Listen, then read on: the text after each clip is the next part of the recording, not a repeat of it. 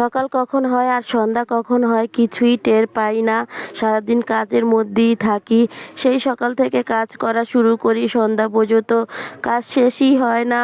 তারপরও আমরা মেয়েরা কখনো শ্বশুর শাশুড়ির মন পাই না। স্বামী তো আছেই অ্যাডভান্স তার কথা শোনানোর জন্য। স্বামীর মন তো ভরেই না এত কাজ করার পরও। তারপরও বলে সারাদিন শুয়ে বসে খাই।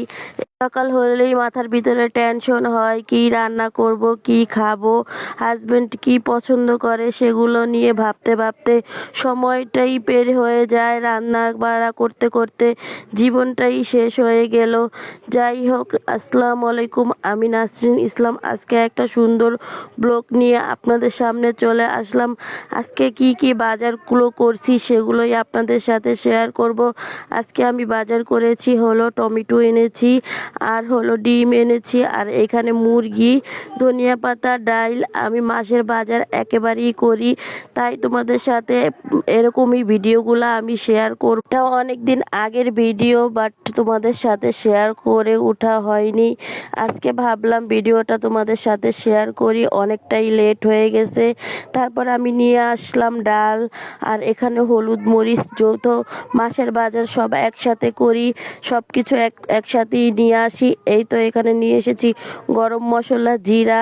আমি গরম মশলা, জিরা এগুলা সবগুলোই একসাথে কিনে নিয়ে আসি। আর এই তো এখানে নিয়ে আসছি পেঁয়াজ, এই যে 5 কেজি পেঁয়াজ, আর হলো 2 লিটার তেল।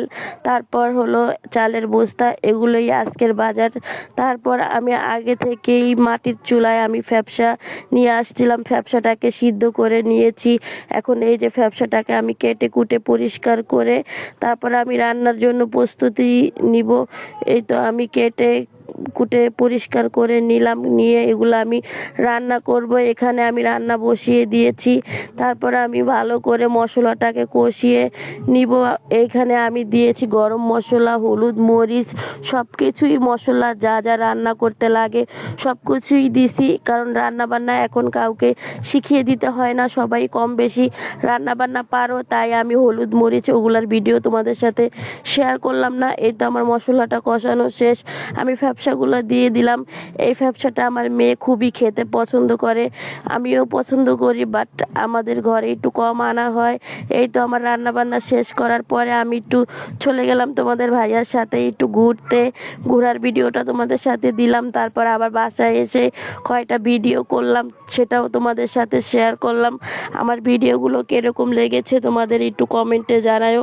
যদি ভালো লাগে তাহলে ভালোবাসা দিও, আমার পাশে থেকো, ভিডিওটা শেয়ার দিয়ে দিও। আর ভালোবাসা দিলে ভালোবাসা পাবা। নতুন বন্ধুরা তোমরা সবাই আমাদের পাশে থেকো, আমরাও তোমার পাশে থাকবো। যদি একে অপরকে ভালোবাসা না দেই কখনোই এগিয়ে যেতে পারবা না। যাই হোক, আজকের ভিডিওটা এ পর্যন্ত। বাই বাই, সবাই ভালো থেকো, সুস্থ।